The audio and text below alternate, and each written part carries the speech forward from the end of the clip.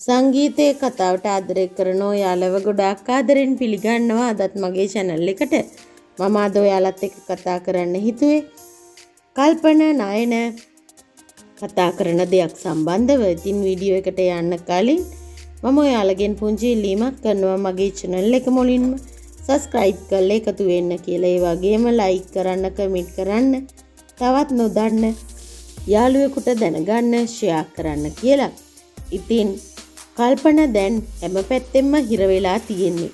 මොකද මේ වෙද්දී පොලිසියෙන් හරියාකාරව තොරතුරු හොයාගන්න ගමන් තියෙන්නේ. මොකද අසේනිගේ මරණයට වග කියන්න ඕන කවුද කියන්න.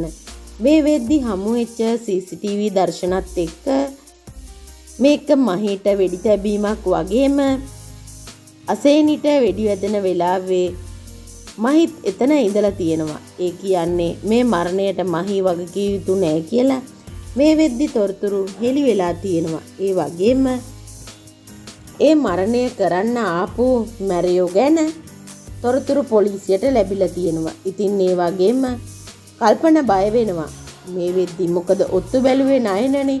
ඉතින් මේ නයනට ප්‍රශ්නයක් ඇති වේවි කියලා මේ දෙන්න මේ ගැන සාකච්ඡා කරන වෙලාවේ කල්පනාලගේ ගෙදරට එනවා ඇත්තටම අසේල මුදලාලි. මොකද අසේල මුදලාලි හිතන්නේ මේ අය තමයි සැබෑම මිත්‍රයෝ කියලා.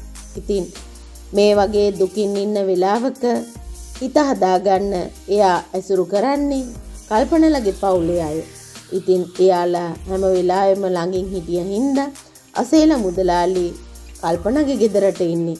නමුත් කල්පනා නයන කිය කෝල් එකක ඉන්නව වගේම මේ කියපු සියලුම කතා ටික අසේල මුදලාලි අහගෙන ඉන්නවා. නමුත් අසේල මුදලාලි ඇහුණා නෑහුණා වගේ පස්සේ කතා කරගෙන එතනට ගිහිල්ලා බොහොම කපටි පුද්ගලෙක් කොහොමත් අසේල මුදලාලි මේ සාකච්ඡාව ඇහුණු බවවත් කිසිම දෙයක් අඟවන්නේ නැතුව ඇත්තටම මේ මරණයට වග කියන්න ඕන මේ වෙද්දි කවුද කියන්න අසේල දැනගත්ත වගේම එයා හරියටම තොරතුරු හොයාගෙන විසඳුමක් දෙන්නම් කියලා හිතාගෙන එයාලත් එක්ක සුහදව කතා කරලා ආපහු පිටත් වෙලා එනවා.